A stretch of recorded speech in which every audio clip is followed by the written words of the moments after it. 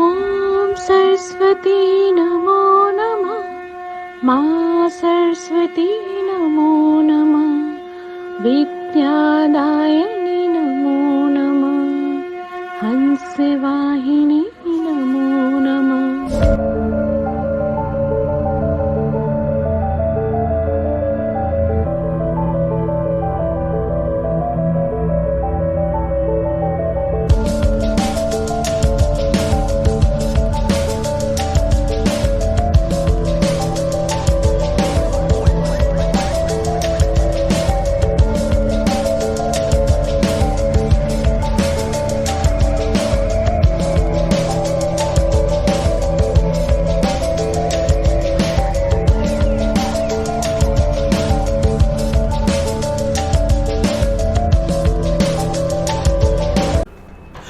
इस चैप्टर में बेटा मैं आपके साथ एक specific set of rules custom में बनाया गया है, जिसको हम शॉर्ट में बोलते हैं IGCR 2017।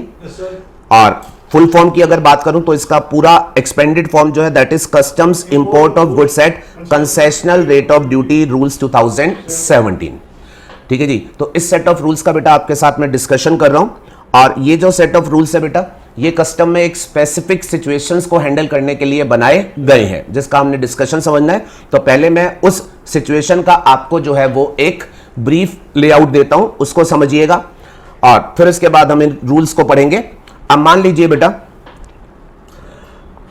फैब्रिक का कोई पर्सन जो है वो इंपोर्ट कर रहा है, ठीक है। अब इंपोर्ट के ऊपर इंपोर्ट ड्यूटीज पेबल होती हैं, यस। अब लेकिन कस्टम्स में बेटा लेट्स सपोज गवर्नमेंट जो है एक एग्जम्पशन इशू करती है कस्टम्स ड्यूटीज को लेकर के।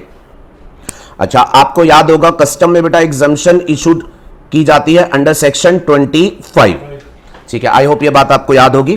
तो सेक्शन 25 में गवर्नमेंट के पास ये पावर होती है कि वो किसी भी प्रोडक्ट के ऊपर कस्टम्स ड्यूटी पब्लिक इंटरेस्ट में एग्जेम्प्ट कर सकती है।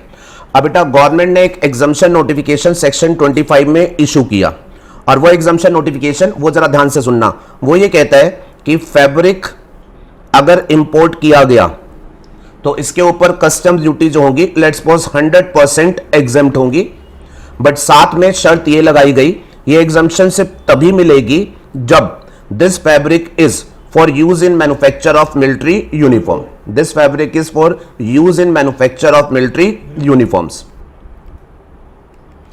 अब बेटा इस एग्जम्पशन को हमने थोड़ा सा हैंडल करना है, ठीक है। बड़ी सिंपल सी बात समझना है बेटा, एग्जम्पशन दे दी, गवर्नमेंट के पास पावर थी, और एग्जम्पशन में गवर्नमेंट के पास शर्तें लगाने की भी पावर होती है। तो गवर्नमेंट ने शर्त लगा दी कि फैब्रिक एग्जेम्प्ट है, बट कब एग्जेम्प्ट है, शर्त क्या है, इसका यूज क्या होना चाहिए, मैन्युफैक्चर ऑफ मिलिट्री यूनिफॉर्म। अच्छा, अब मैं आपसे पूछूं कि बेटा जो इंपोर्टर है वो फैब्रिक को इंपोर्ट कर रहे हैं, उनको इंपोर्ट करने का क्या पर्पस अलग अलग हो सकता है, यस।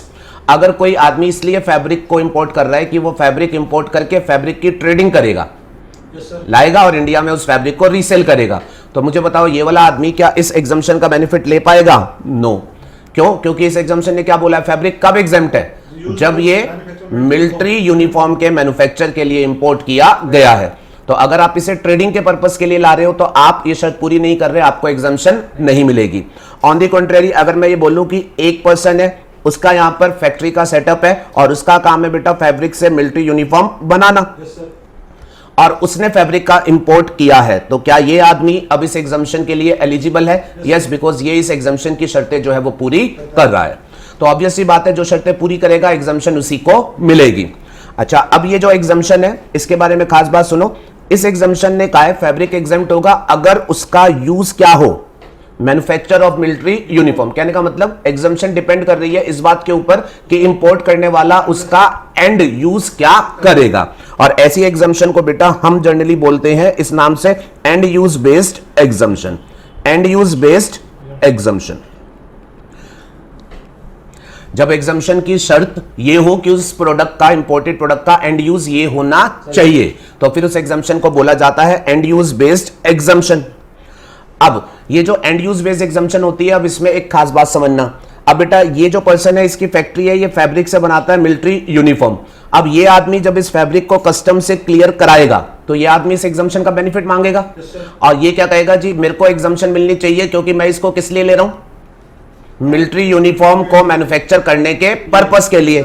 अब कस्टम वाला बोलेगा जी अच्छा आप मिलिट्री यूनिफॉर्म के लिए इसको लाए हो तो चलो ठीक है, आपको हम एग्जम्पशन दे देते हैं, आपसे हम कस्टम क्लियरेंस के टाइम पर ड्यूटी नहीं लेते। लेकिन एक बात ये बताओ, हम ये कैसे मान ले कि आप सही में इससे मिलिट्री यूनिफॉर्म ही बनाओगे? वो बोलेगा भाई साहब लेकर के जाऊंगा, आप आकर के देख लेना। उन्होंने बोला हमारे को यही काम थोड़ी ना रह गया। अच्छा अब समझिएगा, ये जो कंडीशन है, ये कंडीशन बाय नेचर ऐसी है जो बेटा क्लियरेंस के टाइम पर फुलफिल होगी या पोस्ट इंपोर्टेशन फुलफिल होगी? Post importation. अब कस्टम वालों ने जब ये एग्जम्पशन दी और उन्हें पता है ये कंडीशन ऐसी है जो क्लियरेंस के बाद फुलफिल होगी, तो अब बेटा वो इसको मॉनिटर कैसे करेंगे? ठीक है, तो उस पर्पस के लिए, उस मॉनिटरिंग के पर्पस के लिए उन्होंने ये जो सेट ऑफ रूल्स मैं आपको बता रहा हूं ये बनाए हुए हैं। ये सेट ऑफ रूल्स जो है वो उन्होंने बनाए हुए हैं। देखिएगा, पहले एक बेसिक बैकग्राउंड माइंड में छाप लो। पर्पस क्या है? And use based exemption issue की गई है, तो इसका बेनिफिट वही आदमी ले जो एक्चुअल में उसका एंड यूज करेगा। अब वो एंड यूज पूरा करे उसके लिए उन्होंने एक पूरा प्रोसीजरल मैकेनिज्म जो है वो डिजाइन किया है, और वो मैकेनिज्म जो है वो इस सेट ऑफ रूल्स में जो है वो डिजाइन किया है। अब ये सेट ऑफ रूल्स बाद में पढ़ना। आपसे अगर मैं एज अ लेमैन पूछूं, आप कस्टम वाले हो और आप ये श्योर कराना चाहते हो कि फैब्रिक पर एग्जम्पशन वही क्लेम करे जो एक्चुअल में उसका वो यूज करे, तो आप क्या करोगे? आप उससे एक बॉन्ड ले लोगे, सिंपल सेंस में। ठीक है, आप उससे एक बॉन्ड ले लोगे। क्या बॉन्ड में वो क्या लिख करके देगा? जी मां कसम ये जो फैब्रिक ले जा रहा हूं इससे मैं मिलिट्री यूनिफॉर्म ही बनाऊंगा, और अगर नहीं बनाई तो फिर बॉन्ड मैंने दे रखा है, जो ड्यूटी आपने नहीं ली वो जो होगा वो विद इंटरेस्ट आप मुझसे जो है वो रिकवर कर लेना। इसी तरीके का कुछ मैकेनिज्म बनेगा। यस, तो इस रफली जो आपने बोला ये मैकेनिज्म बेटिकल उन्होंने उस सेट ऑफ रूल्स में जो है वो बना करके दिया है। एक बार रूल्स का नाम दोबारा बोलेंगे, रूल्स का नाम दोबारा बोलेंगे बेटा, क्या? Custom import of goods. और इंपोर्ट ऑफ गुड्स कैसा? नॉर्मल ड्यूटी पे करके या फिर कंसेशनल रेट से? कंसेशनल रेट से। और बेटा ये जो कंसेशनल रेट है इसका मतलब बेसिकली क्या है? अंडर एग्जम्पशन, कि आप गुड्स को ले जा रहे हो अंडर एग्जम्पशन, नॉर्मल ड्यूटी नहीं दे रहे, रेदर देन एग्जम्पशन में जो कंसेशनल रेट थी वो आप दे रहे हैं। अब मैं आपको यहां पर एक बात और बताता हूं बेटा, गवर्नमेंट हो सकता है 100% एग्जम्पशन दे, हो सकता है गवर्नमेंट पार्शियल एग्जम्पशन दे।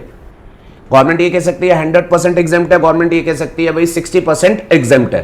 तो इन एनी केस अगर आप एग्जम्पशन में ले जा रहे हैं कंसेशनल रेट पे करके, तो फिर आपको इस सेट ऑफ रूल्स के थ्रू जो होगी वो कस्टम में गवर्नमेंट जो होगी वो मॉनिटर करेगी। Are you okay with the introduction? Yes. अच्छा, ये जो सेट ऑफ रूल्स है, let me tell you another thing बेटा, ये सेट ऑफ रूल्स वैसे इन जनरल एग्जाम्स के लिए इंपॉर्टेंट नहीं होते हैं, लेकिन इस पर्टिकुलर अटेम्प्ट के लिए these are likely to be asked कि इस पे से छोटा क्वेश्चन आ सकता है, बिकॉज ये जो रूल्स है ये बेटा इनमें सब्सटेंशियल इंप्रूवमेंट गवर्नमेंट ने करी है, काफी ज्यादा इसमें अमेंडमेंट हुई है, और amendment specific question generally examiner कई बार पूछते हैं, तो उस एंगल से ये आपके एग्जाम्स के लिए इंपॉर्टेंट है। ठीक है जी, एक बार रूल समझा दूंगा, उसके बाद अमेंडमेंट स्पेसिफिक थोड़ा थोड़ा आपको ज्ञान दे दूंगा कि आप अप्रिशिएट कर पाए क्या अमेंडमेंट हुई है, किस पर फोकस एग्जामिनेशन कर सकता है। Are you okay with this? तो स्टार्ट कर रहा हूं आपके साथ बेटा रूल। सबसे पहली बात जो मैंने आपको समझाई पहले वो रिपीट करो बेटा, ये रूल्स कब अप्लाई होंगे? जब एंड यूज बेस्ड एग्जम्पशन में कोई आदमी अपने प्रोडक्ट की क्लियरेंस कराए। ठीक है, ये बात इस सेट ऑफ रूल्स के रूल नंबर 2 में बेसिकली लिखी हुई है। कोई भी रूल होगा, रूल नंबर 1 टाइटल बोलता है तो वो तो बेकार है। रूल नंबर 2 में वो ये बताते हैं कि ये रूल हमने किस पर्पस के लिए बनाए हैं। ठीक है, तो वो कहते हैं कि certain and use based exemption जो है उनको साथ में यूज करने के लिए हमने बनाई है। तो जरा पढ़ते हैं जरा लाइन को। Exemption notification extending exemption benefit link to the usage of imported goods in a particular manner. अगर कोई एग्जम्पशन नोटिफिकेशन आती है जो एग्जम्पशन का बेनिफिट देती है, किस चीज से लिंक करके? कि उन गुड्स का यूज ये होना चाहिए, तो फिर उनको हम क्या बोलते हैं? And use based exemption. और उनके लिए बेसिकली हमने ये रूल्स बनाए हैं।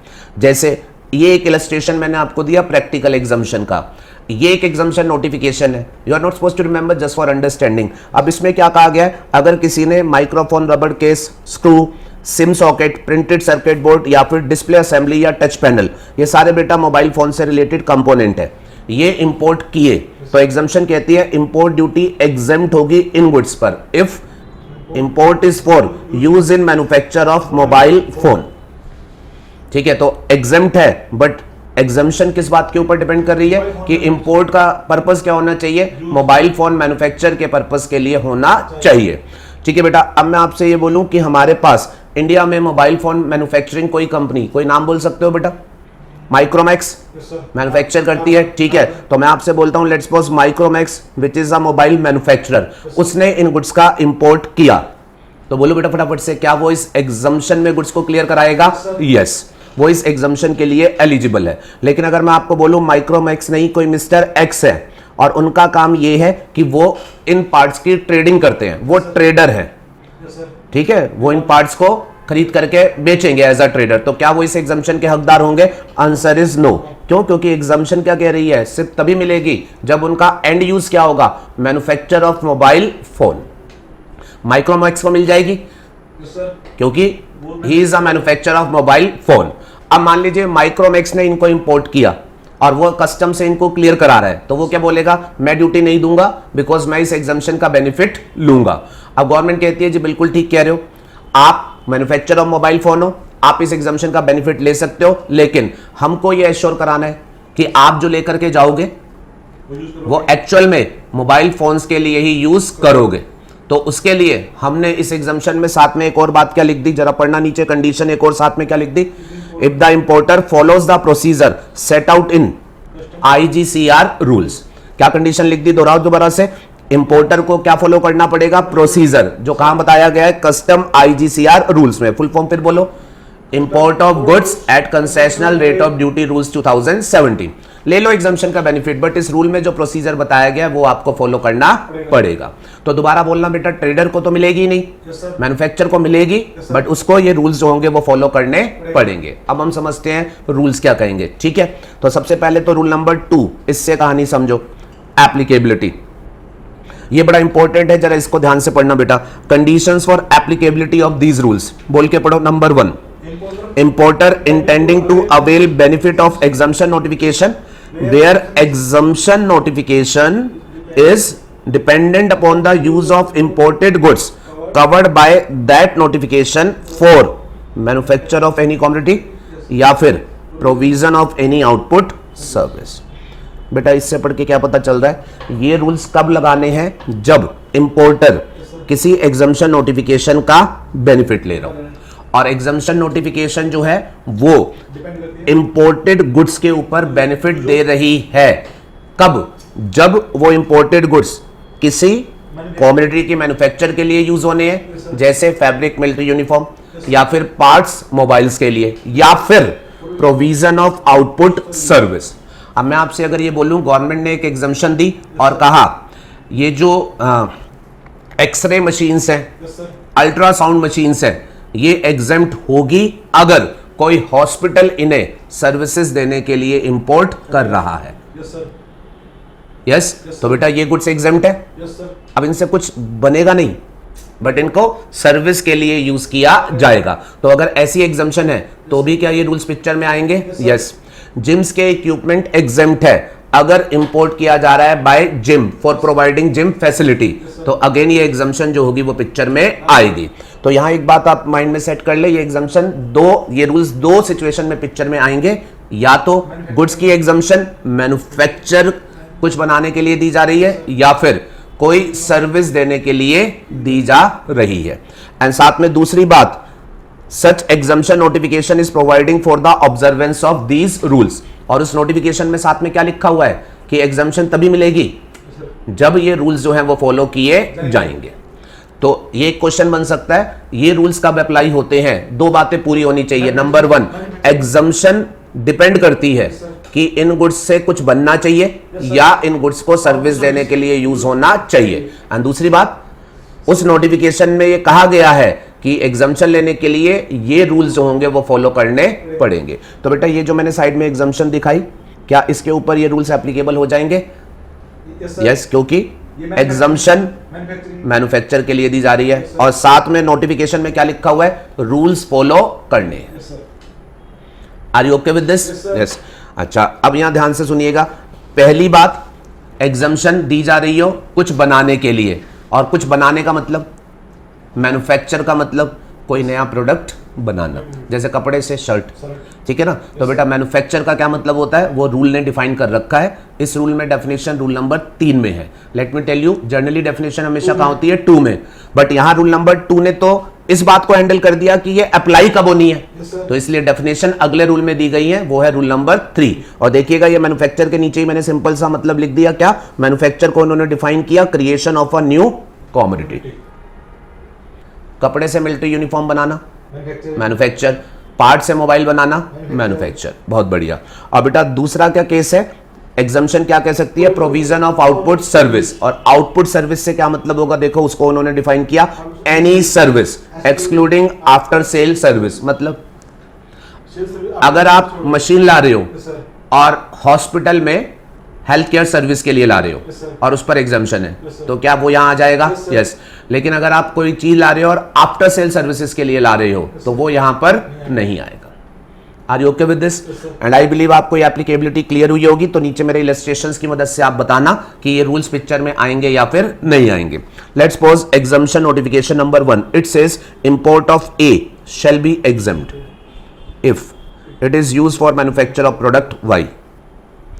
ए का इंपोर्ट एग्जम्प्ट होगा, शर्त क्या है, इससे प्रोडक्ट वाई बनाना है। बोलिएगा क्या ये रूल पिक्चर में आ जाएंगे, yes. Exemption number 2, import of B shall be exempt if it is used for provision of service. क्या ये नोटिफिकेशन पिक्चर में आ जाएंगे, yes. Exemption notification 3, B careful, import of C shall be exempt if it is for personal use of the importer. अब सुनना, अब यहां पर इन्होंने सी का इंपोर्ट एग्जम्प्ट किया, कंडीशन लगाई नहीं लगाई, या लगाई, कंडीशन तो यहां भी लगाई। कंडीशन क्या है, if it is for personal use of the importer.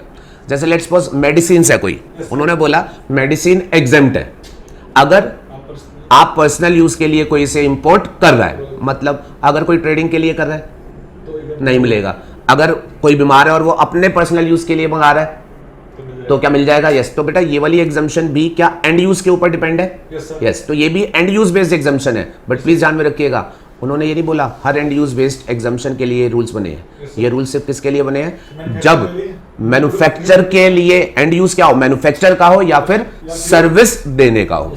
तो इस केस में ये नोटिफिकेशन जो होगी वो अप्लाई नहीं होगी, ठीक है जी। तो ये पहली बात आपको मेमोराइज कर लेनी है कि जब एंड यूज बेस्ड एग्जम्पशन कोई है जो कि मैन्युफैक्चर के एंगल से है या सर्विस देने के एंगल से है, then only these rules will come into picture. Are you okay with this? चलिए let's talk about second illustration. अब सेकंड इलस्ट्रेशन में लेट्स सपोज एग्जम्पशन कोई है जो कि मैन्युफैक्चर वाली है, ठीक है। ऊपर वाली एग्जम्पशन को आप विजुलाइज कर लो, वो जो बताई थी ना पार्ट्स मोबाइल्स के जो थे, ठीक है, पार्ट्स मोबाइल्स के हैं और वो एग्जम्प्ट है। क्या कंडीशन है कि वो मैन्युफैक्चर ऑफ मोबाइल फोन के लिए यूज किए जाने हैं। तो अब मैं आपसे एक बेहतरीन बात बोलने वाला हूं, सुनिएगा। मान लीजिए अब मिस्टर ए वो इन पार्ट्स का इंपोर्ट कर रहा है, माइक्रोमैक्स जैसे है, वो इन पार्ट्स का इंपोर्ट कर रहा है और वो मैन्युफैक्चर के लिए कर रहा है। क्या ये रूल्स पिक्चर में आ जाएंगे, यस। अब मान लीजिए कोई एक्स लिमिटेड कंपनी, अटेंशन लेना, कोई एक्स लिमिटेड कंपनी वो इन पार्ट्स को इंपोर्ट कर रही है, अच्छा, और वो भी मोबाइल फोन बनाने के लिए कर रही है, लेकिन सिर्फ डिफरेंस ये है मोबाइल फोन बनाने की फैक्ट्री उसकी अपनी नहीं है, वो आउटसोर्स करेगी और उनसे बनवा के लेगी। क्या डिफरेंस है, माइक्रोमैक्स वो लाएगा और अपनी फैक्ट्री में बनाएगा, एग्जम्पशन ले जाएगा, रूल्स पिक्चर में आएंगे। और दूसरा मैं क्या बोल रहा हूं, एक्स लिमिटेड वो इन पार्ट्स को लाएगी, बट बेटा उसकी फैक्ट्री नहीं है, वो किसी से आउटसोर्स करके बनवाएगी, मतलब वो जॉब वर्क बेसिस पर किसी से बनवाएगी। ये रूल्स पिक्चर में आएगा या नहीं आएगा? तो ये बड़ा इंपॉर्टेंट बात आप ध्यान में रखेंगे, ये रूल्स पिक्चर में आएंगे। उन्होंने बोला कि हमने ये बनाए हैं कि इनका यूज होना चाहिए मोबाइल फोन के लिए, और साथ में रूल्स में अंदर आप बाद में पढ़ेंगे कि अगर आपकी अपनी मैन्युफैक्चरिंग फैसिलिटीज है आप तो भी आएंगे, और अगर आप किसी से आउटसोर्स बेसिस पर बनवाते हैं तो भी आप पिक्चर में आएंगे। अगर इंपोर्टर है जिसकी अपनी कंप्लीट मैन्युफैक्चरिंग फैसिलिटी है, लाएगा और वो खुद बनाएगा तो भी रूल्स पिक्चर में आएंगे, और अगर उसकी पार्शियल मैन्युफैक्चरिंग फैसिलिटी है, इन द सेंस वो अपने यहां कुछ बनाता है लेकिन कुछ प्रोसेस आउटसोर्स भी करता है तो भी रूल्स पिक्चर में आएंगे।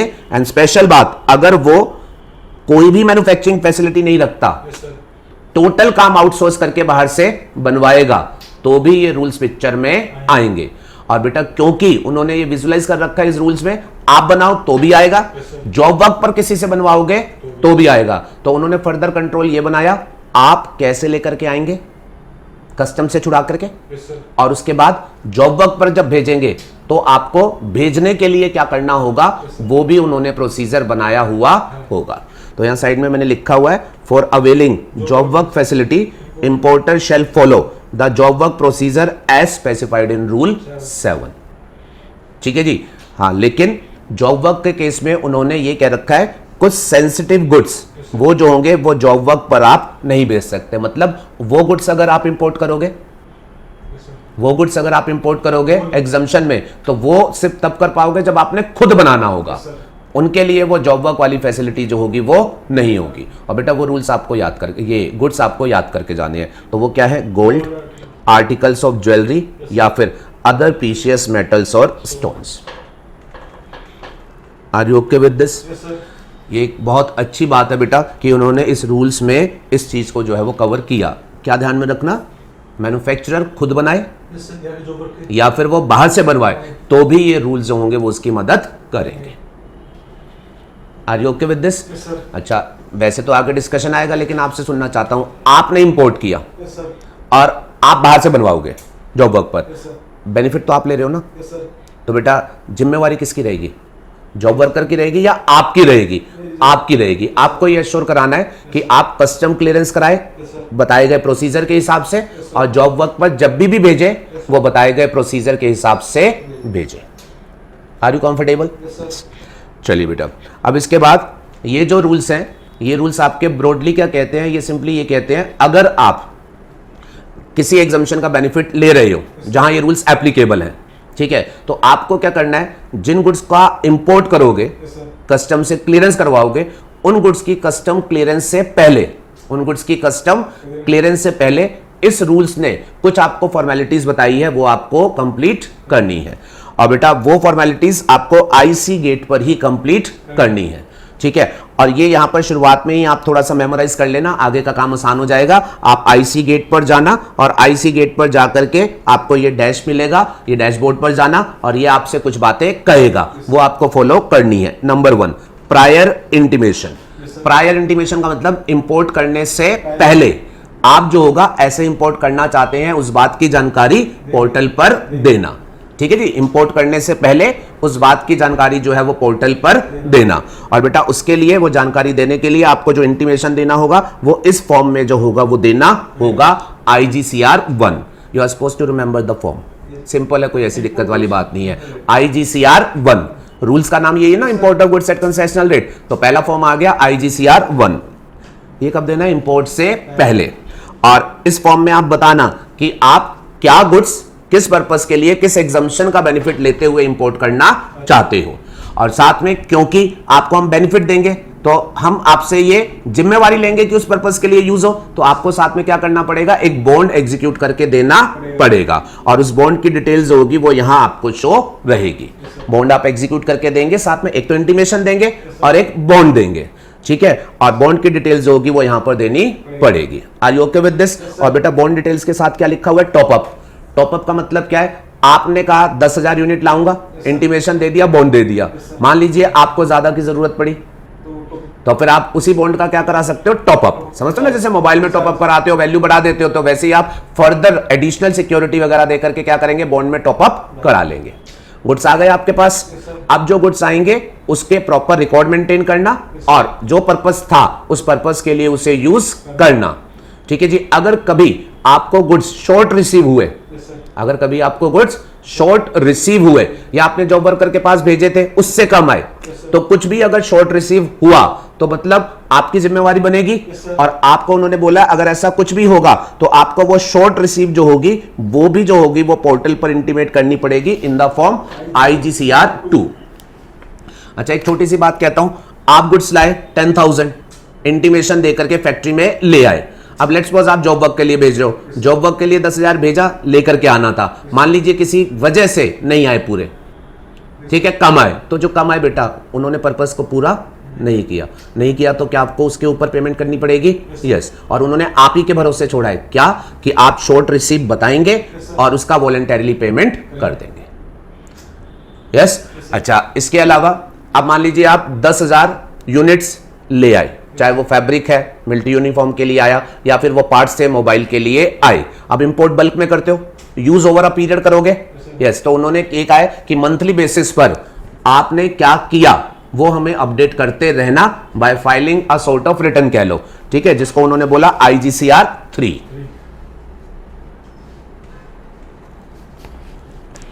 ठीक है, इससे उनकी मॉनिटरिंग मेंटेन रहेगी कि जो आप लेकर के आए थे मंथली बेसिस पर रिपोर्टिंग करते रहो। ठीक है, इससे वो मॉनिटरिंग जो होगी वो अपना कर लेंगे। तो बेटा ये इस रूल का बेसिकली बेस है और ये मैं फॉर्म्स आपको याद कराना चाहता था। IGCR 1 क्या है?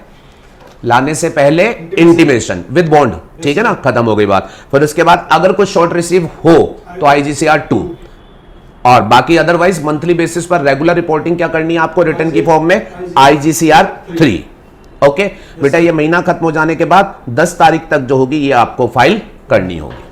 और बेटा ये सारे काम कहां हो रहे हैं? ये IGCR 1, 2, 3 ये जो भी बताया ये हो कहां रही है? कस्टम्स की ऑटोमेटेड पोर्टल पर, IC गेट पर। Are you comfortable? यस। चलिए जी नेक्स्ट पेज पर आएंगे।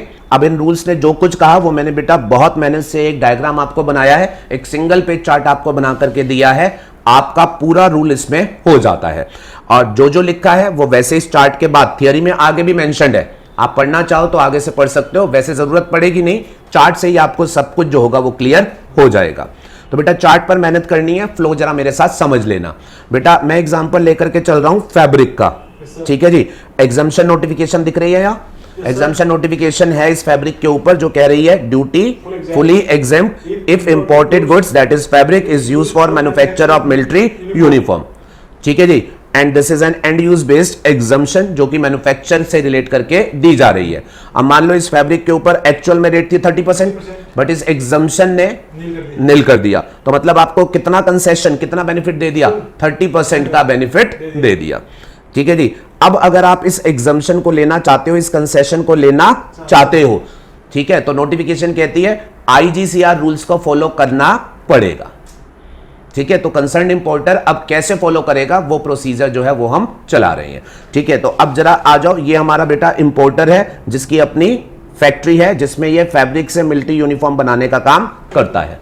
तो इसने फैब्रिक इंपोर्ट करना है और एग्जाम्पशन का इसे पता है, तो ये उस एग्जाम्पशन में उसे इंपोर्ट करना चाहता है, बट हमने बोला है IGCR फॉलो करने हैं। तो इसे अब IGCR में क्या करना है वो मैं आपको स्टेप वाइज बता रहा हूं। मैंने अभी क्या बताया थोड़ी देर पहले? सबसे पहले इंटीमेशन देना है, तो यह स्टेप नंबर 1।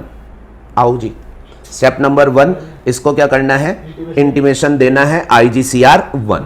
रूल नंबर 4 कहानी बता रहा है कि इसको ये इंटीमेशन देना है, ठीक है बेटा। चलो अब इंटीमेशन के लिए रूल नंबर 4 क्या कहता है? Submission of one time information. आप ये जो इंटीमेशन देंगे ये आपको बार बार नहीं देना, ये वन टाइम इंफॉर्मेशन है जो कि आप दे देंगे। आप बल्क इंपोर्ट कर रहे हो, ओवर अ पीरियड यूज होगा, कोई बात नहीं, आप जो भी है वो वन टाइम इंफॉर्मेशन दे दो। और इसमें आपको बताना क्या क्या है जरा एक बार पढ़ लेते हैं बेटा। Name and address of the importer, obvious सी बात है। और इसके अलावा अगर आप बाहर से बनवाएंगे तो जिस जॉब वर्कर से बनवाना चाहते हैं उसकी डिटेल्स भी आपको देनी पड़ेगी। दूसरा, name and description of imported goods, जैसे हमारे केस में फैब्रिक, एंड गुड्स प्रोड्यूस या फिर प्रोसेस अंडरटेकन, ठीक है। तो आपने क्या बनाना है इस फैब्रिक से? मिलिट्री यूनिफॉर्म, वो डिटेल्स देनी पड़ेगी। और बेटा अगर आप आउटपुट सर्विस के एंगल से ला रहे हैं, एग्जाम्पशन वो वाली हो, तो फिर आपको कौन सी आउटपुट सर्विस के लिए आप ला रहे हो उसकी डिटेल्स देनी है, ठीक है। इसके अलावा पार्टिकुलर्स ऑफ एप्लीकेबल एग्जाम्पशन, कि आप ये जो प्रोडक्ट पर एग्जाम्पशन की बात कर रहे हो उसकी डिटेल्स आपको देनी है। And further intended ports of import, कि ये जो कपड़ा आप इंपोर्ट करोगे ये गुजरात पोर्ट पर करोगे या मुंबई, जहां से भी आप इंपोर्ट करना चाहते हो वो इंटेंडेड पोर्ट्स ऑफ इंपोर्ट वो लिख करके देने हैं। Easy and simple. तो आपने ये इंफॉर्मेशन जो है वो इस IGCR फॉर्म में देनी है IC गेट पर, ओके। और साथ में बेटा आपको क्या देना है? एक बॉन्ड। साथ में क्या देना है आपको? बॉन्ड। मां कसम ये जो इंफॉर्मेशन दे रहा हूं कि ये गुड्स इस पर्पस के लिए आ रहे हैं, इस एग्जाम्पशन में आ रहे हैं, इन गुड्स को उसी पर्पस के लिए जो होगा वो यूज करूंगा, ओके। तो आप ये देंगे बेटा साथ में बॉन्ड। 4.3 आपका ये कहता है आप कॉन्टिन्यूटी बॉन्ड जो होगा साथ में फर्निश करेंगे, जिसका साथ में आप श्योरिटी एंड सिक्योरिटी भी देंगे। बेटा कॉन्टिन्यूटी बॉन्ड का क्या मतलब होगा, जैसे आप अभी 1 लाख यूनिट्स ला रहे हो, तो 1 लाख यूनिट्स पर जो आपने कंसेशन लिया है, 1 लाख यूनिट्स पर जो एस्टिमेटेड ड्यूटी का बेनिफिट एग्जम्पशन में आपने लिया है, लेट्स सपोज पर यूनिट 50 रुपए था, तो आप 50 लाख की वैल्यू का बॉन्ड दे दोगे और अब आप गुड्स लेकर के आओगे, इसके बाद उन गुड्स का आप इंटेंडेड यूज कर लोगे तो बॉन्ड फ्री हो जाएगा। लेकिन बेटा आप क्या बस यही काम करोगे या रेगुलर करोगे? रेगुलर। तो पहले आपने 1 लाख का दिया, उनका यूज कर लिया, बॉन्ड का पर्पस पूरा, अब ओल्ड लाओगे, तो जब ओल्ड लाओगे फ्रेश बॉन्ड दोगे या यही कंटिन्यू मान लेंगे? यही कंटिन्यू मान लेंगे। यस और नो? जैसे 50 लाख का दिया, जब इंपोर्ट करोगे पहले 1 लाख तो 50 लाख डेबिट कर लेंगे, बट जैसे जैसे पर्पस पूरा होगा उसे वापस क्रेडिट कर लेंगे और फ्रेश आएगा तो फिर डेबिट कर लेंगे। तो दिस इज कॉन्टिन्यूटी बॉन्ड। और इसमें आप बेटा शपथ क्या ले रहे हो? अंडरटेकिंग टू पे डिफरेंशियल ड्यूटी। डिफरेंशियल ड्यूटी का मतलब जो ड्यूटी एग्जम्पशन नहीं होती बनती लेस जो ड्यूटी ऑलरेडी पेड हो at the time of import. जैसे एग्जम्पशन नहीं होती तो ड्यूटी बनती लेट्स सपोज 50, एग्जम्पशन फुल थी तो आपने कितनी पे करी? 0, तो बॉन्ड कितने का दोगे? 50 के हिसाब से। और बेटा एग्जम्पशन अगर पार्शियल होती तो मान लो 60% एग्जम्पशन होती तो आप 30 रुपीज तो पे करके लाते, बैलेंस का बेनिफिट मिलता, तो आप बैलेंस के अमाउंट के लिए क्या देते? Bond. Are you okay with this? तो कहने का मतलब क्या है, जो भी डिफरेंशियल ड्यूटी होगी, जो भी बेनिफिट आपको मिला होगा उतने का आप बॉन्ड देंगे। ठीक है जी। इसमें आप कह रहे होंगे कि भाई साहब ये ड्यूटी अगर कुछ दिक्कत रही तो मैं पे करूंगा एंड विद इंटरेस्ट जो होगा वो मैं पे करूंगा। एंड कस्टम इंटरेस्ट की रेट क्या होती है? 15% पर एनम। बॉन्ड में ये लिखा होगा डिफॉल्ट हुआ तो ड्यूटी के साथ में इंटरेस्ट दूंगा, जो इंटरेस्ट स्टार्ट होगा कहां से? From the date of import and end होगा कहां तक? Till the date of payment. ठीक है। और बेटा डेट ऑफ इंपोर्ट, इसका मतलब यहां साइड में लिखिएगा, डेट ऑफ इंपोर्ट का मतलब होगा date of out of charge order under section 47। ये रूल 3 में ही बताया हुआ है बेटा। रूल 3 में डेफिनेशन है ना, उसने डेट ऑफ इंपोर्ट्स की डेफिनेशन भी बताई हुई है।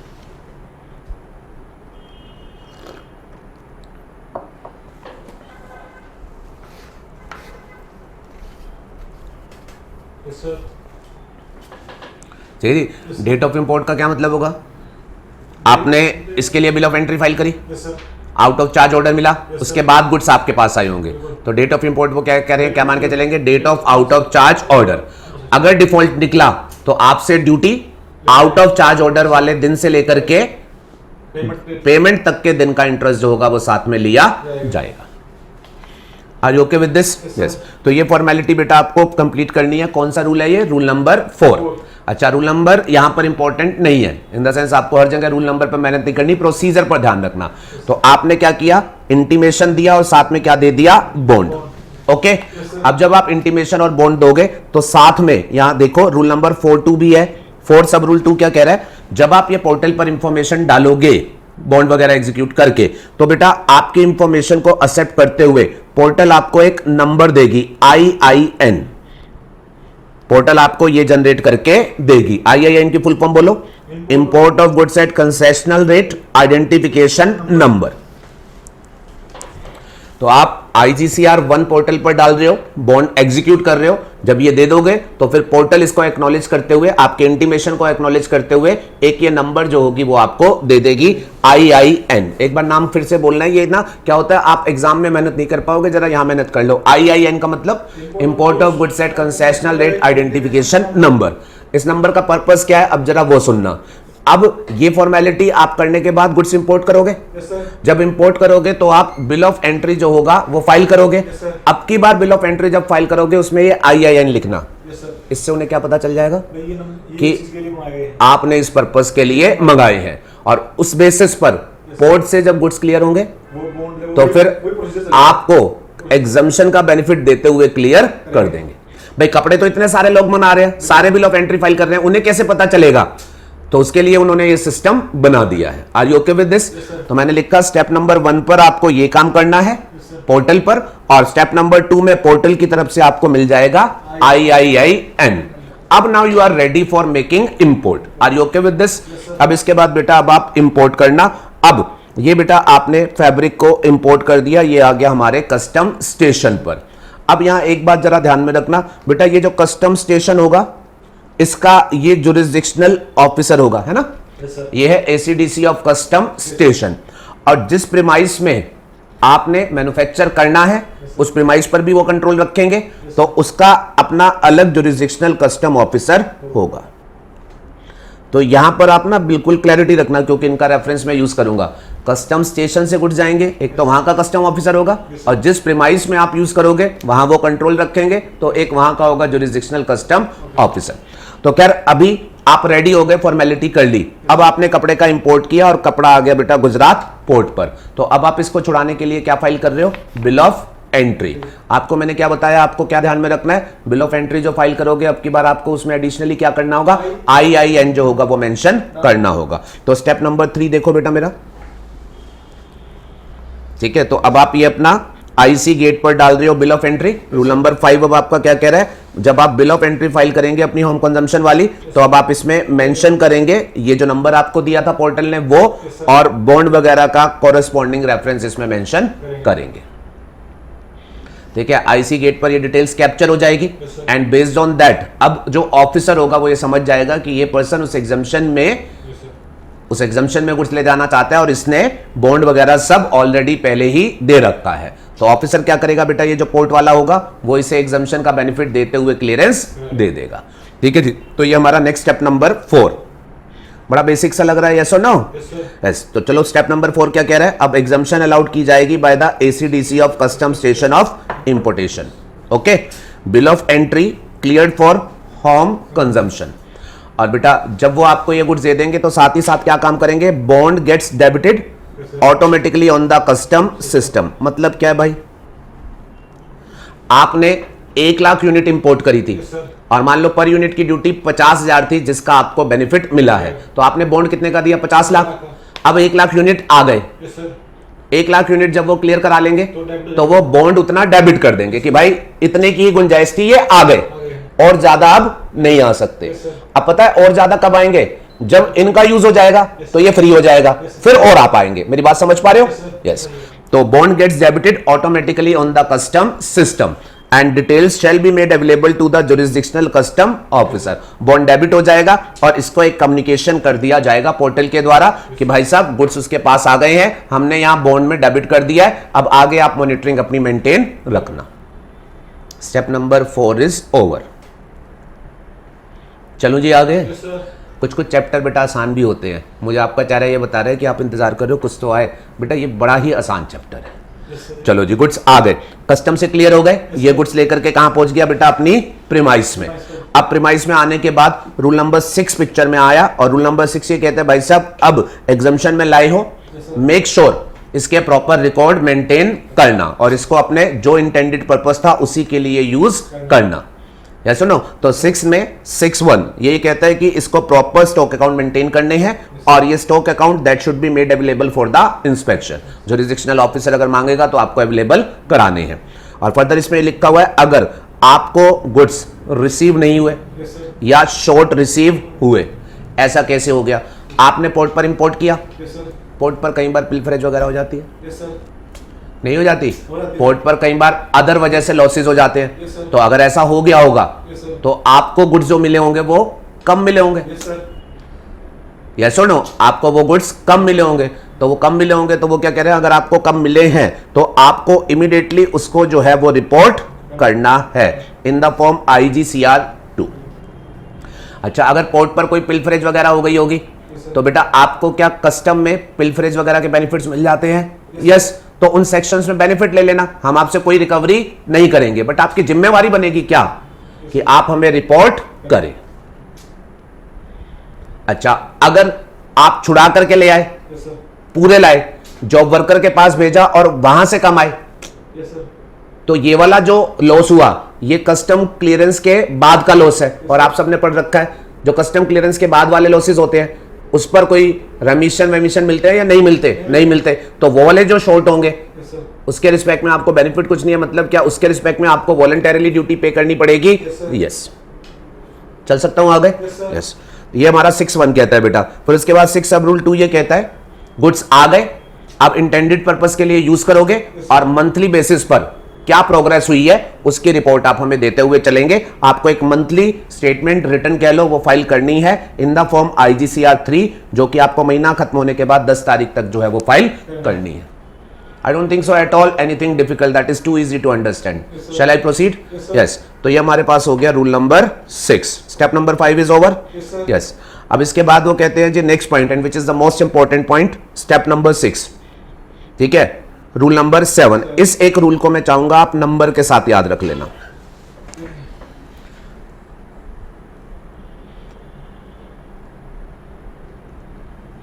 ठीक है, that's the most important among all the rules and it is simple. अब ये कहता है आप ये फैब्रिक क्या कह के लाए हो? मिलिट्री यूनिफॉर्म बनाने के लिए यूज करोगे। तो now you have to make sure, सुनिएगा जरा ध्यान से, अब now you have to make sure कि ये उस पर्पस के लिए यूज हो।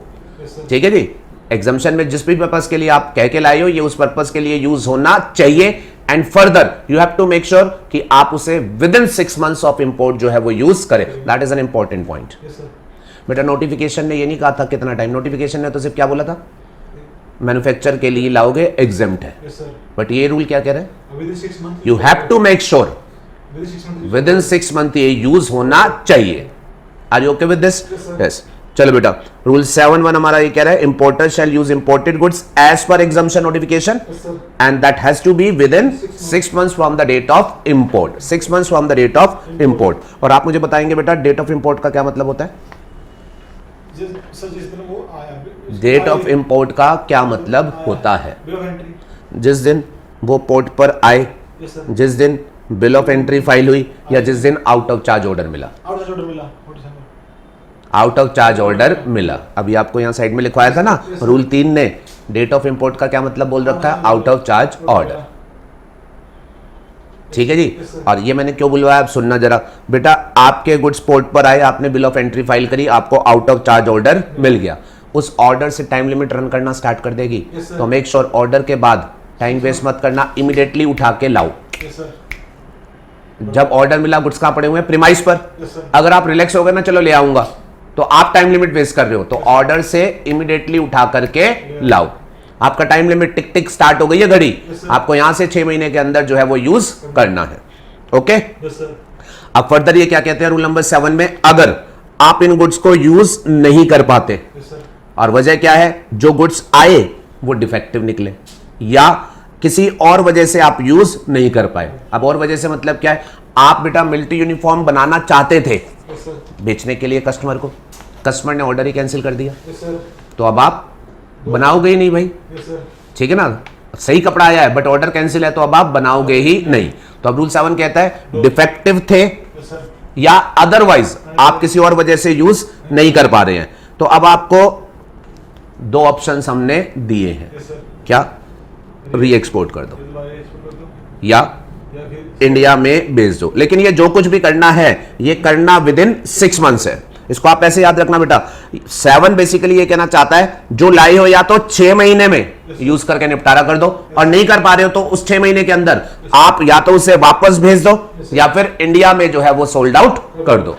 दोनों में से एक काम होना चाहिए, या तो यूज करो पर्पस पूरा करो, नहीं तो री एक्सपोर्ट करो या इंडिया में भेज दो। और बेटा आगे मैं आपसे बताऊंगा नहीं, आपसे मैं खुद चाहूंगा कि आप रफ गैस लेना। बेटा अगर यूज नहीं कर पाए, ठीक है, तो आपको क्या करना है? 2 रास्ते, री एक्सपोर्ट। अब आप बताना, अगर आप वापसी भेज दोगे पैसे लेंगे आपसे? आपने बोर्ड में क्या कहा था? कि मैं ये कपड़ा ला रहा हूं, इससे शर्ट बनाऊंगा मां कसम। ठीक है ना, अब सुन लो ना, लॉजिक बनाना। आपने कहा था मां कसम मैं इससे शर्ट बनाऊंगा, आप नहीं बना पा रहे, लो कह रहा है री एक्सपोर्ट कर दो। वो आपसे ड्यूटी ले या नहीं ले? लॉजिकली नहीं लेनी चाहिए। क्यों? क्योंकि अगर लेट्स सपोज वो आपसे कहते नहीं नहीं तुमने यूज नहीं किया, हम तो ड्यूटी लेंगे, तो आप क्या कहते हैं? री एक्सपोर्ट कर रहा हूं, ड्यूटी ड्रॉबैक दो। नहीं आई बात समझ? री एक्सपोर्ट कर रहा हूं, जो लाया था वो वापस भेज रहा हूं, फिर मुझे ड्यूटी ड्रॉबैक दो 74 में। तो गवर्नमेंट ने वो बात लिखी नहीं, उन्होंने क्या बोला? री एक्सपोर्ट कर दोगे तो कुछ भी नहीं लेंगे। लेकिन अगर आप री एक्सपोर्ट नहीं कर रहे, इंडिया में बेच रहे हो, तो फिर तो क्या फिर ड्यूटी लेंगे? Yes, with interest. यस और नो? यस। तो आगे इन्होंने इसी बात को क्लैरिफाई किया। 7(2) में उन्होंने कहा री एक्सपोर्ट के एंगल से, अगर री एक्सपोर्ट कर दोगे तो no import duty is payable. अगर वापसी भेज दोगे Yes, sir. तो फिर कोई पेमेंट करने की जरूरत नहीं है। लेकिन बस इस बात को ध्यान में रखना, ये बात तभी चलेगी अगर export value is more than the import value. Export value is more than the import value. Okay, Yes, sir. Yes. और अगर री एक्सपोर्ट करोगे तो फिर प्रॉपर रिकॉर्ड्स में एंट्री कर लेना। Yes, sir. एक्सपोर्ट करोगे तो शिपिंग बिल वगैरह फाइल करके ही तो करोगे, तो उन डॉक्यूमेंट्स की प्रॉपर रिकॉर्ड में एंट्री कर लेना, और जो आपकी मंथली रिटर्न जाती है ना उसमें बता देना। Yes, sir. नहीं, मैंने आपको यही बताया ना, IGCR 3 जो मंथली रिटर्न है आपका, उसमें आप उस महीने में जो कुछ भी एक्टिविटी करोगे, Yes, sir. ये यूज कर लिया या ये एक्सपोर्ट कर लिया या ये इंडिया में भेज दिया, वो आपको रिपोर्ट करना है। Are you okay with this? उसके बाद 7.3 कहता है अगर इंडिया में बेचोगे, तो मैंने आपको बता ही दिया, इंडिया में बेचोगे तो फिर आपको वो जो डिफरेंशियल ड्यूटी, जो भी मतलब ड्यूटी का बेनिफिट दे रखा था, वो आपको पे करना पड़ेगा विद इंटरेस्ट। यस और नो? और इंडिया में बेचोगे तो बेटा आपने इंडिया में बेचा होगा, इनवॉइस वगैरह पर बेचा होगा, तो वो डिटेल्स वगैरह वो सब प्रॉपर आप अपने IGCR 3 में जो होगा वो रिपोर्ट करोगे। बताइए जी, कोई दिक्कत परेशानी? No, sir. यस। और एक बार क्विक अगर ओवरव्यू करें स्पीड से पढ़ते हुए, तो बेटा कहानी की स्टार्ट क्या हुई थी? जिसको बेनिफिट लेना है सबसे पहले rule number 4, intimation they they with bond. Yes, sir. जब इंटीमेशन विद बॉन्ड पोर्टल पर दे देगा तो IIN उसे मिलेगा एक IIN। अब वो तैयार है, अब वो इंपोर्ट कर सकता है, इंपोर्ट कर ले। क्लियरेंस के लिए जब जाए तो बिल ऑफ एंट्री में IIN मेंशन कर दे, उसके बेसिस पर उसे कस्टम स्टेशन से गुड्स एग्जम्पशन बेनिफिट के साथ मिल जाएंगे और उसके बॉन्ड में ऑटो डेबिट कर दिया जाएगा। गुड्स ले आए अपनी प्रीमाइस पे। नाउ प्रॉपर अकाउंट्स मेंटेन करना, कुछ कमी पेशी हो शॉर्ट रिसीव की तो फिर IGCR 2 में रिपोर्ट करना, और बाकी मंथली बेसिस पर जैसे भी कर रहे हो अपना रिटर्न फाइल करते रहना IGCR 3। ठीक है। और साथ बेसिकली जो सबसे इंपॉर्टेंट है वो क्या कह रहा है, 6 महीने में या तो यूज करके बात को खत्म करो या फिर वापसी भेजो, या इंडिया में भी भेज सकते हो। ठीक है, वापसी भेजोगे कोई ड्यूटी नहीं है, रिटर्न में रिपोर्ट करो। इंडिया में बेचोगे तो ड्यूटी विद इंटरेस्ट देनी है, अपनी रिटर्न में रिपोर्ट करो। Okay, export value import value ज्यादा होनी चाहिए एक्सपोर्ट। ठीक है जी। चलिए, तो ये रूल नंबर 7 हमारा कंप्लीट होता है। अब इसके बाद रूल नंबर 8। अब रूल नंबर 8 बेटा ये कहता है अगर इंपोर्टर की फेलियर हो जाती है to comply with the conditions of exemption notification, और इसके आगे लिखो एज पर 7(1). अगर इंपोर्टर कंप्लाई नहीं कर पाता किस चीज से? एग्जम्पशन की शर्तें जो हमने यहां 7(1) में आपको लिख करके बताई। बेटा अब जरा बताओ 7(1) ने क्या बोला था? 7(1) ने क्या बोला था? या तो री-एक्सपोर्ट करो, 6 महीने में यूज करो, या फिर वापसी भेजो, या इंडिया में ड्यूटी पे करके बेचो, ये बोला था ना। Yes, sir. अब अगर आपने इनमें से कुछ नहीं किया, मतलब ना तो आपने यूज किया, Yes, sir. ना ही री एक्सपोर्ट मारा, Yes, sir. और ना ही इंडिया में बेचा तो पे किया, Yes, sir. तो फिर non payment of officer recovery करेगा या नहीं करेगा? करेगा सर। करेगा। तो बस रूल नंबर 8 यही कह रहा है। हाँ जी, दोबारा बोलता हूं, अगर इंपोर्टर उस 7(1) में कही गई बात को पूरा नहीं करता, ना तो यूज किया, Yes, sir. ना ही री एक्सपोर्ट मारा, ना ही इंडिया में सेल करके ड्यूटी पे करी, यस सर। तो फिर जो नॉन पेमेंट या शॉर्ट पेमेंट डिफरेंशियल ड्यूटी की नोटिस की जाएगी ऑफिसर के द्वारा, Yes, sir. जो जुरिस्डिक्शनल कस्टम ऑफिसर होगा, he will take the action by invoking the bond to initiate recovery proceeding of the differential duty with interest. बेटा recovery का action कौन लेगा? ये कस्टम स्टेशन वाला या प्रीमाइस वाला? Jurisdictional officer. बस इतना ही ध्यान में रखना है। कस्टम स्टेशन वाले ऑफिसर का रोल तो खत्म हो गया था डिलीवरी देने के साथ। मॉनिटरिंग किसके भरोसे छोड़ रखी थी? Jurisdictional custom officer. और रूल क्लियर कट कह रहा है कि वो जो होगा अब वो बॉन्ड इन्वोक करके जो होगा वो रिकवरी एक्शन लेगा। Are you comfortable with this? Yes sir. This is rule number 8 and there comes last rule 8A, जिसमें सिंपली लिख रखा है अगर वॉयलेशन पाया गया Yes, sir. किसी भी प्रोविजन का तो फिर पेनल्टी लगाई जा सकती है up to ₹2 lakh. Any problem? No sir. So ये चार्ट आपने मेमोराइज कर लिया, पूरा प्रोसीजर इसमें मेरे पास आ गया। Yes, sir. अब पता है, अब जो अगली बात है वो सुनो। अब यहां हमने जो काम किया इसमें मैं एक स्पेशल बात और जोड़ना चाहूंगा। Yes, sir. सुनो बेटा, अब इस केस में क्या था? कपड़ा आया, यस सर। ठीक है। अब कई बार ऐसा हो सकता है एग्जम्पशन ये कहती हो मशीन लाए हो यस सर। मिलिट्री यूनिफॉर्म के लिए, मशीन एग्जम्प्ट होगी अगर वो मिलिट्री यूनिफॉर्म के लिए आई है। अभी मैंने एग्जांपल इनपुट फोकस बनाया, यस सर। अब मैं थोड़ा चेंज कर रहा हूं। सिर्फ क्या, इनपुट की बजाय कोई कैपिटल गुड्स के रिलेशन में एग्जम्पशन थी, Yes, sir. ठीक है। और वो मैं क्यों कर रहा हूं जरा उसको ध्यान से सुनो, यहां ध्यान से सुनो बेटा। अब मशीन आई, यस सर। आप उससे मिलिट्री यूनिफॉर्म बना रहे हो, बेनिफिट लेकर के आए हो, बट कल क्या हो सकता है कि मशीन की तो लंबी लाइफ होती है, बिल्कुल 2-3 साल बाद वो फिर वो आप कहो कि यार ये मशीन जो है अब मैं यूज करना नहीं चाहता, तो आप मशीन इंडिया में बेचोगे। यस सर अब सिर्फ एक जनरल विजुअलाइजेशन लेना, मशीन अगर आएगी उसकी यूजफुल लाइफ लंबी है, तो उसके लिए वो क्या कहेंगे कि मशीन 6 महीने में यूज करो, नो सर या उसके लिए वो अलग बात करेंगे, अलग बात। बेटा जैसे अभी आपने रूल 7 पढ़ा, तो इसमें मैंने एक ही तो रूल मेहनत में कहा और इसने क्या बोला, या तो 6 महीने में यूज करो या फिर री-एक्सपोर्ट या फिर 6 महीने में रीएक्सपोर्ट करो या इंडिया में बेचो। बट बेटा मशीनरी के लिए तो ये बात नहीं होनी चाहिए ना, तो उन्होंने कैपिटल गुड्स के एंगल से रूल 7 में अलग से लिखा हुआ है। ठीक है जी, तो उसके लिए आप आगे आ जाए नेक्स्ट पेज पर। बेटा ये जितनी भी थ्योरी है ये वही डायग्राम वाली है, तो इसको पढ़ने की जरूरत नहीं है मेरे एंड पर, आप रीडिंग कर सकते हो करना चाहते हो तो। बाकी अब कैपिटल गुड्स के एंगल से मैंने एक नया चार्ट बना करके दिया है और इस पर डबल स्टार लगा लेंगे, इस पर थोड़ा हमें हल्का स्लाइटली ध्यान देने की जरूरत है। ठीक है, तो अब कहानी क्या है बेटा, अब एग्जम्पशन जो है वो कैपिटल गुड्स के लिए थी। ठीक है, और पर्सन ने एग्जम्पशन वही प्रोसीजर सारा वही फॉलो करके कैपिटल गुड्स जो था ये अपने पास ले आया। यस सर ठीक है जी, अब after use for certain years वो जो है वो इसको क्लियर कराना चाहता है। ठीक है, और अब ये जो मशीन है इसमें पहली बात ध्यान रखना बेटा, 6 महीने वाली बात इस पर नहीं चलनी। ठीक है जी, अब इसको जब आप क्लियर कराओगे तो बेटा इसको लेकर के रूल नंबर 7.4 में एक स्पेशल बात लिखी है। ठीक है, 7 में वो सब बातें इनपुट फोकस थी, अब कैपिटल गुड्स के लिए इन्होंने स्पेशल बात लिखी है। उन्होंने बोला अगर आप मशीनरी को सब्सिक्वेंटली इंडिया में बेचते हो, यस सर ठीक है, देखो री एक्सपोर्ट कर दोगे तो हमें कोई बात नहीं है, लेकिन अगर आप इंडिया में बेचते हो तो आप कंसर्न पर्सन ये कहेगा जी ये मशीनरी मैं 2 साल बाद इंडिया में बेच रहा हूं, तो 2 साल तो मैंने पर्पस पूरा किया ना। यस सर ठीक है, मैंने लाइफ टाइम के लिए इसे यूज नहीं किया बट 2 साल तो पूरा किया, तो आप उसे 2 साल पूरा किया उस बात की इज्जत करो और पूरी ड्यूटी मत लो। यस सर बिल्कुल यस और नो, तो इन्होंने 7.4 में ये बात लिख रखी है अगर मशीनरी कुछ पीरियड के बाद बेची जाएगी तो फिर मशीन के ऊपर जो ड्यूटी ली जाएगी वो जो टोटल ड्यूटी थी वो नहीं ली जाएगी, फ्रेश ड्यूटी उसकी डेप्रिशिएटेड वैल्यू पर निकालेंगे और उसको जो होगा वो हम इंटरेस्ट के साथ लेंगे। लॉजिकल है?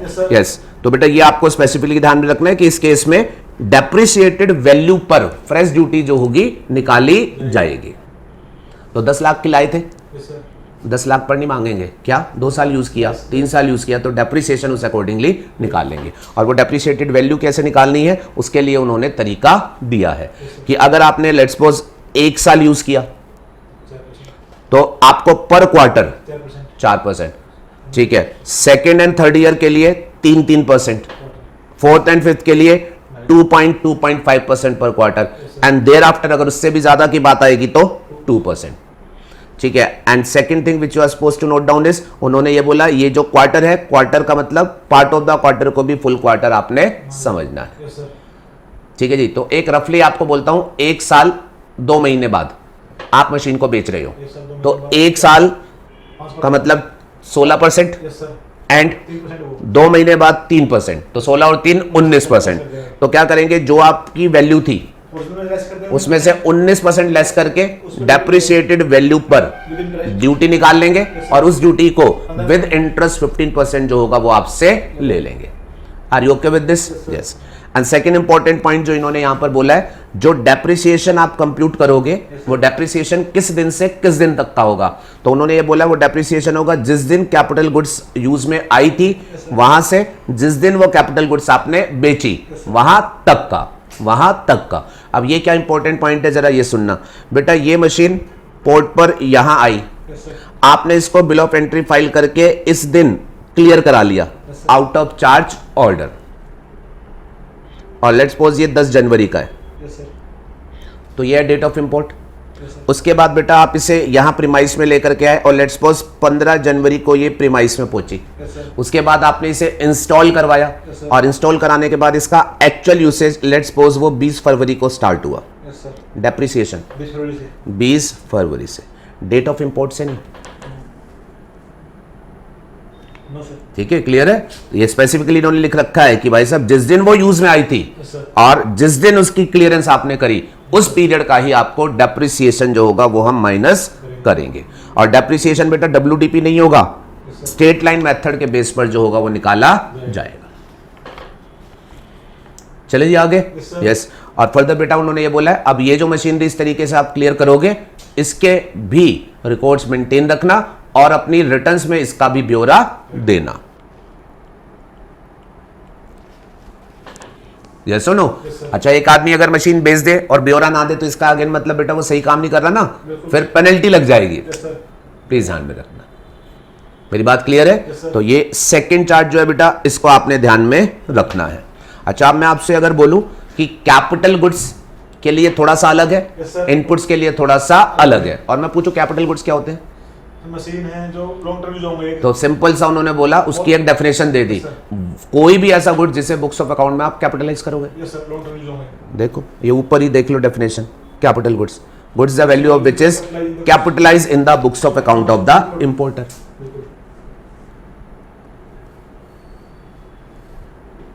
Are you comfortable? Yes sir. अच्छा अब एक बात और सुनो, आप मत हिलना, मैं आपसे एक क्वेश्चन पूछ रहा हूं। जैसे कपड़े की बात थी, ये अब मेरा जो पहला डायग्राम था, आप इनपुट्स लाए, ठीक है, बॉन्ड वगैरह सब दे करके। ये जो मैंने पहला चार्ट कराया बेटा, इसमें आपने अगर ध्यान दिया हो तो इसमें मैंने ये जो पूरा प्रोसीजर बताया, इसमें मैंने बेसिकली क्या बताया कि ये कपड़ा लाया, मिलिट्री यूनिफॉर्म खुद बना रहा है। दूसरी एक पॉसिबिलिटी क्या हो सकती है, ये आगे किसी को जॉब वर्क पर भेज रहा है।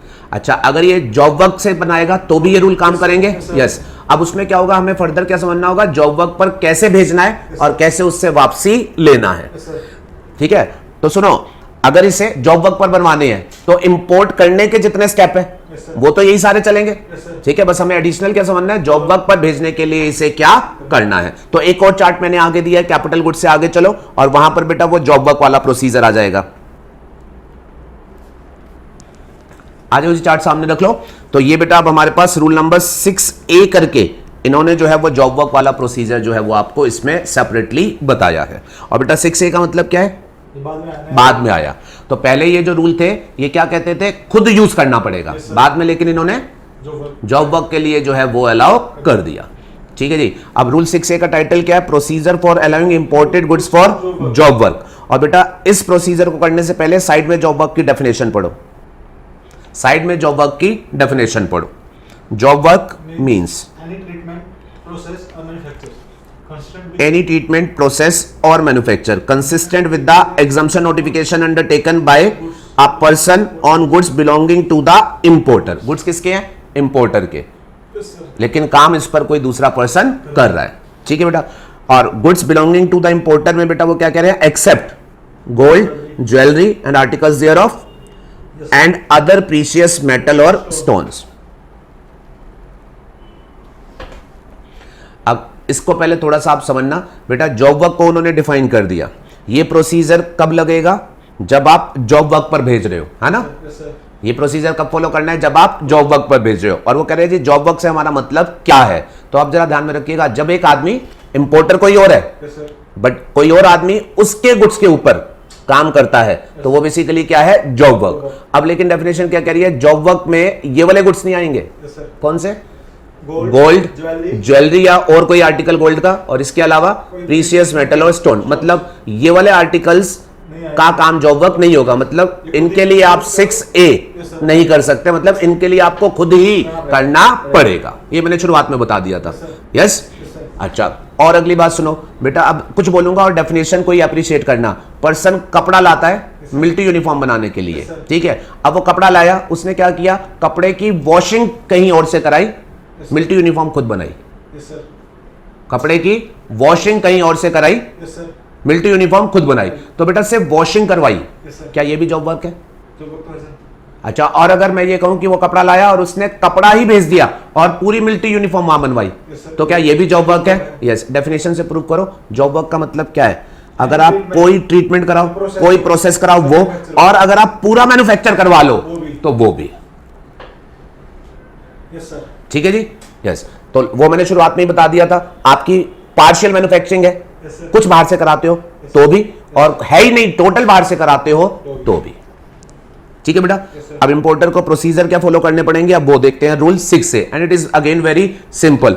अब बेटा ये हमारे पास मैन्युफैक्चर है, ठीक है, और डायग्राम में मैं ये शो करना चाहता हूं बेटा, इसके पास इनपुट है, Yes, sir. इसने इंपोर्ट किए प्रोसीजर फॉलो करके, बॉन्ड इसने दे रखा है, ठीक है बेटा। Yes, sir. अब लेकिन इसके पास फैसिलिटी ही नहीं है, ये मिलिट्री यूनिफॉर्म टोटल बाहर से बनवाएगा, Yes, sir. क्या ओके है? Yes, sir. यस, ठीक है जी, ऐसा अलाउड है। और ये आदमी है इसका जॉब वर्कर। अब इस आदमी को जॉब वर्क करवाना है तो करना क्या है, अब जरा स्टेप पढ़ो। 6A1 कहता है importer shall maintain records of goods sent for job work and mention same in IGCR 3। Yes, sir. Records maintain करो, क्या भेजा, क्या जॉब वर्क पर ले आए, और रिटर्न्स में जब जब भेजो, जो जो भेजा और जो जो आया उसको जो है वो प्रॉपर्ली रिपोर्ट करो, ऑब्वियस सी बात है। अच्छा, सेकंड बात ये कहते हैं जी further 6A2 good shall be sent under the cover of invoice और e way, invoice and e way bill. 6A2 में लिखा हुआ है आपने इंपोर्ट किया, अब आप जॉब वर्कर के पास भेज रहे हो तो डिस्पैच जब भी करोगे तो फिर आप अपना इनवॉइस एंड ईवे बिल का कॉम्बिनेशन जो होगा वो यूज करोगे। अब what is e-way bill, you understand, GST में पूरा पढ़ रखा है ना, तो ईवे बिल आपका एप्लीकेबल है, आप प्रॉपर तरीके से उसे जीएसटी की पोर्टल पर बनाएंगे। ये वही ईवे बिल है बेटा, कोई नया नहीं है। अब यहां पर बेटा मेरा एक छोटा सा ऑब्जर्वेशन है, मुझे ये लगता है कि इन्होंने इस 6A सब रूल 2 को बनाने में एक मिस्टेक करी है। उन्होंने यहां लिख दिया कि इनवॉइस प्लस ईवे बिल चाहिए। Yes, sir. आप बताओ, आप जॉब वर्कर को कुछ बेच रहे हो या भेज रहे हो? भेज रहे हो। इनवॉइस बनाओगे या फिर जॉब वर्कर चालान बनाओगे? जॉब वर्कर चालान। तो मेरा अपना पर्सनल ऑब्जर्वेशन ये है कि ये इनवॉइस यहां गलत यूज्ड है। मेरे हिसाब से यहां पर होना चाहिए कि जॉब वर्कर के पास भेज रहे हो तो जीएसटी में आप इंडिया के पर्सन हो, जीएसटी एप्लीकेबल होगा, तो आप जो बनाओगे वो बनाओगे जॉब वर्क चालान। बेटा ये आप अपनी बुक्स में बनाते हो? Yes, sir. यस और नो? और साथ में क्या बनाओगे? ईवे बिल की पोर्टल पर। Are you okay with this? तो वो प्रॉपर जो होगा वो बना करके आप गुड्स को भेजना। और बेटा फर्दर 6A3 ये कह रहा है कि मेक श्योर जो गुड्स भेजोगे उसे टाइमली वापस लाओगे। और इन्होंने क्या विजुलाइज किया बेटा यहां पर 6 मंथ्स। अब मुझे बताओगे 6 मंथ्स का लॉजिक? Ma'am, within 6 months. बेटा पूरा फ्लो ही क्या चल रहा है कि आपको 6 महीने के अंदर करना है, तो अकॉर्डिंगली इन्होंने उस बात को मेंटेन रखा है। खुद बनाओगे तो भी 6 महीने में बनवाना था, बाहर बनवा रहे हो तो भी 6 महीने के अंदर अपना लेकर के आओ। बात क्लियर है? Yes, sir. यस। अच्छा, और फिर इसके बाद 6A सब रूल 4 ने बोला कि आपकी जिम्मेवारी रहेगी, Yes, sir. आपने जॉब वर्कर के पास भेज दिए, Yes, sir. अब वो प्रॉपर यूज हुए या नहीं हुए आप ये नहीं कहना जी उसने यूज करने थे, आपने बॉन्ड दिया है तो जिम्मेवारी आपकी रहेगी। Importer shall establish क्या that imported goods sent for job work have been used as per the particular mentioned in IGCR 1, वो जो इंटीमेशन दिया था, है ना? Yes, sir. And failure to establish then jurisdictional custom officer will initiate recovery action। और recovery क्या करेगा बेटा आपसे? ड्यूटी एंड इंटरेस्ट वो लेगा in terms of rule 8। And इसके अलावा वो पढ़ाया था ना 8A जिसमें पेनल्टी जो होगी वो बन Yes, जाएगी। sir. Are you okay with this? Yes, sir. अच्छा, अब एक बात बताओ, इतने पोर्शन में बेटा इन्होंने सारी जिम्मेवारी किसकी रखी? इंपोर्टर की। Importer की. अब एक बात बताओ, जिस जॉब वर्कर से बनवाएंगे उसको कोई ऑब्लिगेशन नहीं देंगे या उस पर भी कुछ ऑब्लिगेशन देंगे? उसमें उस पर भी देंगे। तो आप उसके एंगल से 6A ने लिखा 6A5 Yes, sir. Obligations of job worker, maintain accounts, Yes, sir. On demand produce account details, Yes, sir. After completion of job work send process goods to importer या to another job worker as directed by the importer. ये last line क्या कह रही है? Processing करने के बाद या तो वापसी भेजना या अगर इंपोर्टर ने कहा नहीं भाई आगे कराना है किसी से तो उसके पास भेज देना। अच्छा, और साथ में बेटा रूल 8A उसने ये बोल रखा है कि देखो गुड्स इंपोर्ट उसने किए थे Yes, sir. तो ड्यूटी की जिम्मेवारी तो उसकी है, Yes, sir. बट पेनल्टी की जब बात आएगी तो पेनल्टी तो अगर आपने ये जो हमने ऑब्लिगेशंस दिए ये नहीं कंप्लाई किए तो पेनल्टी तो आपको भी फेस करनी पड़ेगी। Are you comfortable? Yes, sir. Procedure for job work is over. ठीक है, व्हाट आई एक्सपेक्ट, या तो रूल 7 बेस पूछेंगे या फिर रूल 6 से पूछेंगे। Yes, sir. Are you comfortable? Yes, sir. अच्छा, अब जो एक सिग्निफिकेंट अमेंडमेंट इन्होंने करी है वो सुनो बेटा। ये जो जॉब वर्क का प्रोसीजर है इसमें क्या होता है, इंपोर्टर मिस्टर एक्स है, Yes, sir. उसने किसी दूसरे पर्सन को गुड्स दिए। अब क्या होता है, कई बार ऐसा होगा इस मिस्टर एक्स ने गुड्स इंपोर्ट किए, Yes, sir. अब इसकी ही अपनी एक और यूनिट है, हाँ Yes, yes, sir. इसकी ही अपनी एक और यूनिट है। यहां पर ये कुछ काम करता है और लेट्स सपोज वो यूनिट वॉशिंग का प्रोसेस करती है, तो ये कपड़ा लाया यस सर, वॉशिंग यही बनाएगा, बट वॉशिंग अपनी ही यूनिट में करवाएगा। 6A नहीं लगेगा, क्योंकि 6A किसके लिए है? जो जॉब वर्क। और जॉब वर्क का मतलब क्या है कि आपने किसी और को दिया, ठीक है। अब लोग जो थे उन्होंने ये बोला कि हमारी कई बार ऐसे 2 यूनिट होती है, यस सर, ठीक है, और हम बाहर क्यों भेजेंगे जब हमारी दूसरी यूनिट है, यस सर, हम अपनी में भेजेंगे। लेकिन अपनी यूनिट में भेजने के लिए इन रूल्स में कोई प्रावधान नहीं थे, और क्योंकि कोई प्रोविजन नहीं थे तो ये भेज नहीं पाते थे। और अमेंडमेंट ये हुई, उन्होंने अपनी ही यूनिट भेजने के लिए भी प्रोविजंस बना दिए। Next last point, procedure to be followed for sending goods from one unit to another, rule 6B, this is recently inserted, yes sir, ठीक है जी। और मैं अब आपसे पूछूंगा भी नहीं, आप वैसे ही बता सकते हो बेटा, आप अपनी दूसरी यूनिट को भेज रहे हो, यस सर, रिकॉर्ड्स मेंटेन कर लेना जैसे जॉब वर्क में करते हो, यस सर, यस और नो। और जब भेजो उसे अपनी रिटर्न्स वगैरह में प्रॉपर शो करना, यस सर, भेजो जब प्रॉपर डॉक्यूमेंट्स पर भेजना, Yes, sir. और टाइम लिमिट के अंदर उसे वापसी ले आना, वैसे ही रहेंगे ना। यस, तो पढ़ते जाओ फटाफट से, क्या कह रहे हैं वो, भेजने के लिए क्या करना पड़ेगा।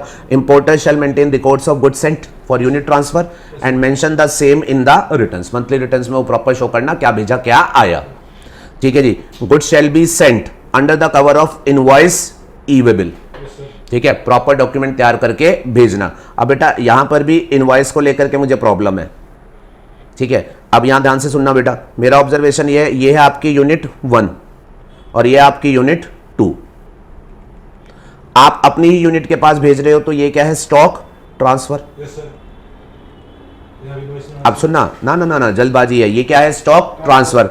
अब बेटा स्टॉक ट्रांसफर जीएसटी में यस सर, सप्लाई मानी जाती है, हो भी सकता है और सप्लाई नहीं भी हो सकता। यस सर, जैसे अगर आपकी unit with in the state है यस सर, तो ये डीम्ड डिस्टिंक्ट पर्सन नहीं है, फिर ये सप्लाई नहीं है, और जब ये सप्लाई नहीं होगा तो फिर आप चलान पर भेजेंगे। यस सर, बट अगर आपकी ये यूनिट दूसरे स्टेट में है तो ये डीम्ड डिस्टिंक्ट पर्सन है, और जब ये डीम्ड डिस्टिंक्ट पर्सन है तो फिर सप्लाई है, और सप्लाई होगा तब आप किस पर भेजेंगे, इनवॉइस पर। तो सिर्फ इनवॉइस नहीं होना चाहिए, यहां पर होना चाहिए चलान या फिर invoice, as the case may be. Are you okay with this? चलो खैर जो भी है, प्रॉपर डॉक्यूमेंट आप अपने हिसाब से बना के भेजेंगे। फिर उसके बाद वो क्या कह रहे हैं, in relation to the goods और transfer, importer shall yes sir, maintain an account of the receipt of goods manufacturing process undertaken and the waste generated if any, produce the account detail before the jurisdictional officer as and when required, और last line सिर्फ इसको बोल दो साथ में, after completion of the side process yes sir, वो unit क्या करेगी, इन गुड्स को वापसी भेजेगी to the premise of importer, जहां से गुड्स भेजे गए थे, या फिर to a job worker for carrying out the remaining process. और वो जब भी वापसी भेजेगी, आगे भेजेगी, तो अगेन वो प्रॉपर डॉक्यूमेंटेशन क्रिएट करके भेजेगी। और डॉक्यूमेंटेशन अगेन जैसा कि मैंने बोला बेटा, इनवॉइस वाला केस होगा तो इनवॉइस होना चाहिए, और अगर चलान वाला केस होगा तो चलान होना चाहिए। बताओ जी, कहीं कोई प्रॉब्लम हो तो बताओ। No sir, chapter is over. Yes sir, this is so simple and easy chapter, and this chapter is complete. Okay, अब इसमें से मैं आपको थोड़ा सा एक बात बोल देता हूं कि अमेंडमेंट बेसिकली क्या क्या हुई है, जिससे आप थोड़ा सा इसे अमेंडमेंट फोकस जो होगा वो अप्रिशिएट कर पाए। सबसे पहली अमेंडमेंट बेटा ये है कि पहले आपको जॉब वर्क वाले प्रोसीजर थे, पर अपनी ही दूसरी यूनिट को भेजने वाला सिस्टम नहीं था। ये जो है ये रिसेंटली इंट्रोड्यूस हुआ है, ठीक है जी, यस सर, एक ही अमेंडमेंट हुई है। और बेटा जो सबसे पहला चार्ट आपने किया था ना, एक बार उसे अगर आप अपने सामने रखेंगे, तो अब ये जो सबसे पहला चार्ट आपने किया था, इसमें मैंने क्या बताया था, इस रूल्स के लिए अगर आपको इंपोर्ट करना है यस सर, तो आपको क्या करना पड़ेगा, ये इंटीमेशन देना है IGCR1, और ये आपको कहां देना है, ऑनलाइन पोर्टल पर।